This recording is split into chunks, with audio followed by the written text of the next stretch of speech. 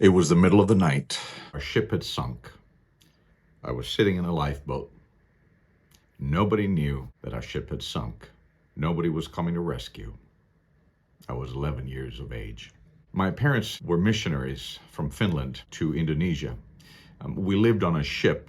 The ship had been a vision of my grandfather, and he had purchased this old minesweeper from the Battle of Normandy and refitted it as a missionary ship. It had sailed in Singapore, Indonesia, Malaysia, and before that in India and Sri Lanka.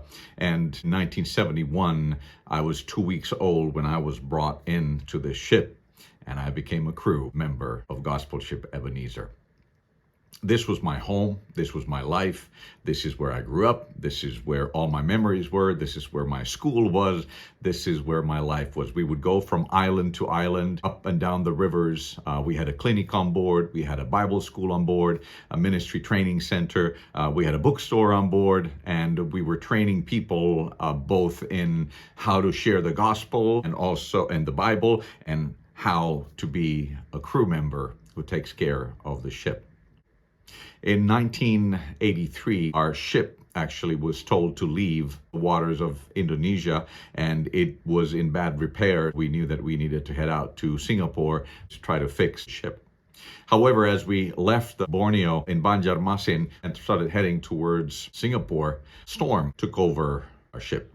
We were traveling at slow speed, pushing through the storm, and at some point the waves of the sea began eating the wood hull of the ship, and it started leaking from different places. I worked for about 17 hours pumping water out from the ship until at some point at night, I went to my mom and said, "I'm too tired. Can I go to sleep?" And my mom said, "Absolutely." They had made a bed for myself, my younger sister, and younger brother, and we were all sleeping in my parents' bed. I didn't know this, but my mom, together with some other ladies, had actually gone and taken buckets and started throwing out water from the engine room of the ship. At around 2 a.m., my mother comes in to wake us up from the bed and says, "Kids, it's time to put some clothes on and time to move to the lifeboats. The captain, my grandfather, has given the order to abandon ship." Adrenaline started pumping immediately. I grabbed the clothes that were closest to me. I head out to the side of the ship, and I noticed that they were lowering the lifeboat into the sea. Our ship was actually sitting at an angle. The back of the ship was already underwater, and the front of the ship was quite far in the air. It was at that point that the engine room became flooded with water, and we lost all electricity and lights on board the ship. All you could hear was the cries of people, the wind, and the waves. As the lifeboat had been lowered, the person who was holding on to the lifeboat actually lost a grip, and it started drifting from the ship, which brought more panic. At that point, one of the crew members actually jumped into the raging sea, swam to the lifeboat, started the small engine, the onboard engine, and brought it back to the ship. Each one of the waves that would bring the lifeboat to the same level as the ship was, one of the crew members would jump in, and then at the next point, the lifeboat would go to the depths. It felt like the depths of the ocean, and waited until the next wave would bring it up close, and another person would jump in until all 19 of us were in the lifeboat. And I remember looking at my home and wondering if God was awake, if he saw what was going on. If you watch till the end of this video, you'll hear that he saw. We started heading towards the north, and I remember looking back at the ship that was almost completely submerged at this point, seeing the flags still flying up there, but my home was going. There were people who were in a state of shock and were quiet. There were people who were crying. There were people who were trying to command the ship to rise up back again and claiming God's promises. It wasn't until somebody began to sing about Jesus on the lifeboat that peace overtook us. It's amazing what song can do. But I was kind of convinced that as soon as the sun comes up, we'll be able to see land. Now, none of us knew really how far from land we were. The storm had really ripped us away from the shore. We didn't know how long we had been drifting. We didn't know how far we were. We really had no idea where we were, and neither did anybody else. I remember asking my dad, were you able to send an SOS message for some ship to find us? And he said no, he had tried, but nobody was listening. In the morning when the sun came up, I stood at the front of the lifeboat with the only binoculars on board. And I waited until the wave crested and our lifeboat was right on top of the wave. And I looked through the binoculars due north because I knew that's where Borneo was. At least I hoped that that's where Borneo was. And I was trying to see land. And because I couldn't see, I started looking all over the place. There was nothing around us except for big waves. Later on, my mother told me that she had actually been a little bit disappointed because as she was sitting in the same lifeboat that I was sitting in, she was looking at each of the waves coming towards us, wondering if that was the wave that was going to take us home to Jesus. When you are a follower of Jesus, death does not have a hold on you. She was thinking how wonderful it will be that we actually can go together and meet Jesus and walk as a family, hand in hand, down the golden streets. I was not ready to meet Jesus yet. I felt like I hadn't lived my life yet. I felt like this was so wrong. Actually, at some point, I started, saying that if this is God, I don't believe in him anymore. I don't believe that God, whom my parents and grandparents have been serving, would do this to us, that this is wrong. I don't believe in God. I don't believe in him. As the day started to progress, the sun started blaring on us. The waves were still going, but it had calmed down a little bit. But as the sun began to beat on us, we were feeling miserable with the heat, and this was right by the equator, and the humidity and the sharpness of the sun began to burn our faces. I started becoming very hopeless in that situation. And I remember seeing my younger brother, who was sitting in my mom's lap and sitting right across from me on the lifeboat. I started imagining things. I started imagining my younger brother, 4 years of age, would start asking for water and would not be able to drink because we would have no more water. And I imagined myself watching my youngest brother die. It's amazing what devil will do to you in the middle of the storm. When we had left the ship, most of us just had enough time to actually get our clothes on and come to the lifeboat. Some people had gone back to their cabins and been able to grab something that they felt was valuable or important to them. And it's amazing how your priorities change when you're facing death, eye to eye. Things that you would not necessarily sometimes think were important became really valuable. And so one of the ladies on board had actually gone to her cabin and brought the most valuable thing that she could find from her cabin. It was her old beat-up Bible. And this Bible had been going around a lifeboat because we had an engine that was loud, so nobody really could hear one another. And as this Bible was going around, it had come to me, and I was about to pass it to the next person because I did not believe in this Bible anymore. I didn't believe what it was saying. And so as I was about to pass it to the next person sitting next to me, I felt a whisper.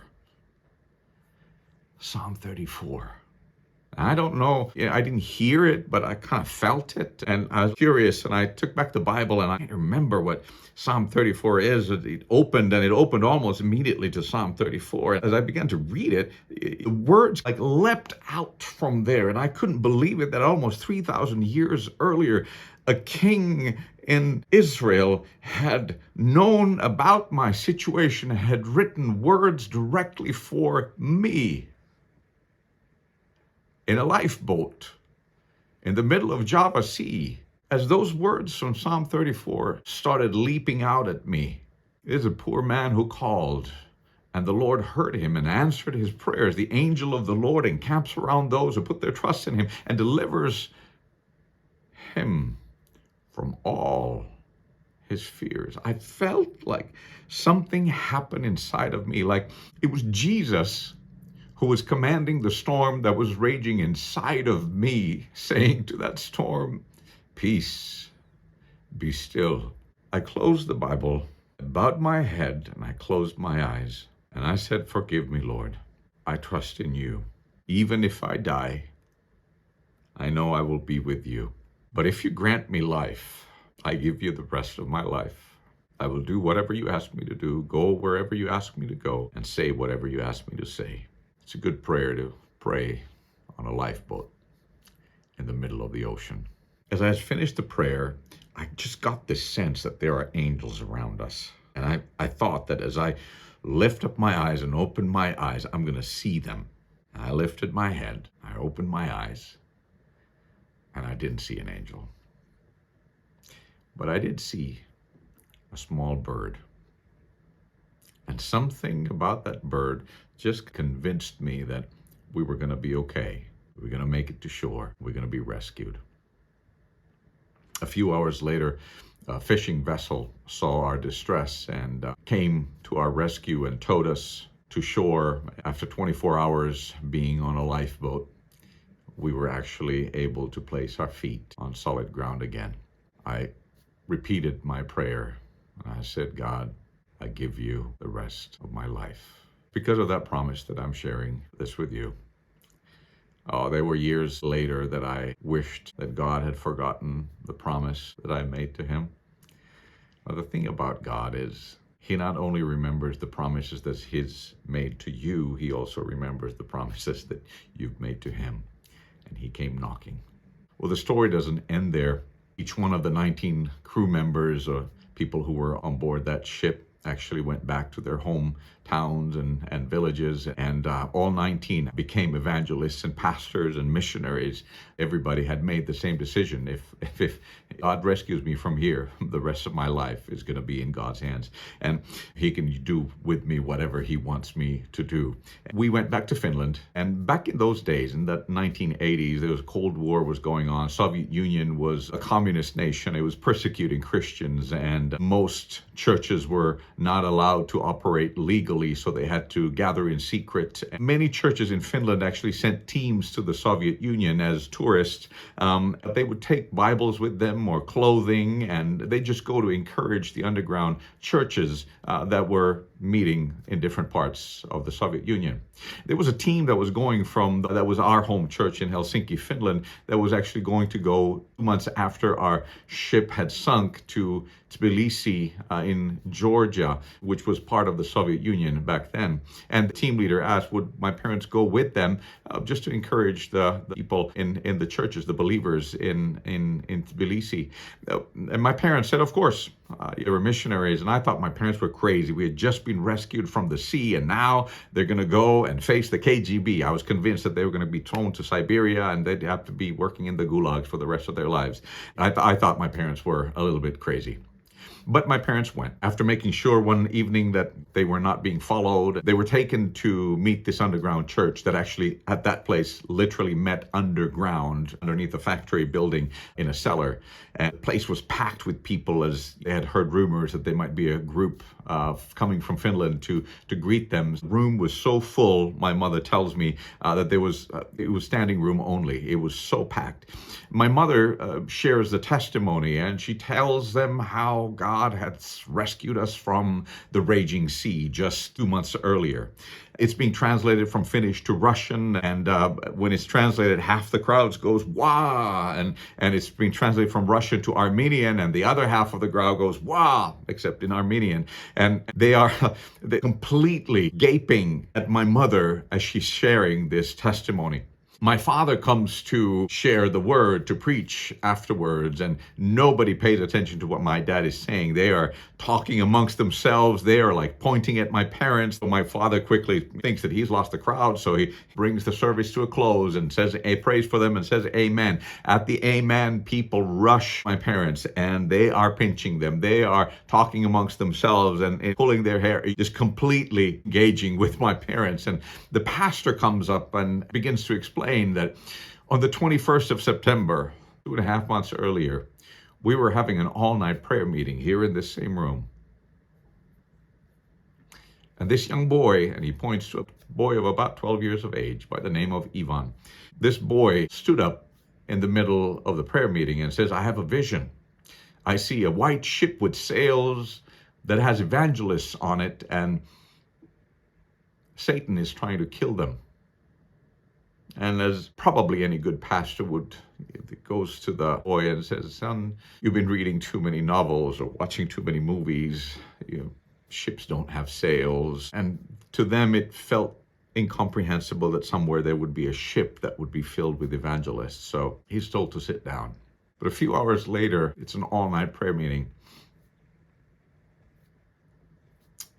A respected lady in the church stands up and says, I see the ship. It is now sunk, and the evangelists are on a small lifeboat, and Satan is trying to kill them. And there, in Tbilisi, Georgia, underneath an old factory building, an underground church begins to pray for a young boy thousands of miles away. One of the names that God is known by in the Old Testament is El Roi, God who sees. And I just came by today to tell you that no matter what storm you're in, God sees you. And his arm is not too short to stretch out to you and to help you. If you've watched this far, you might as well like and subscribe. Maybe share this story, share my testimony to someone who would need to hear it today. God bless you. He loves you.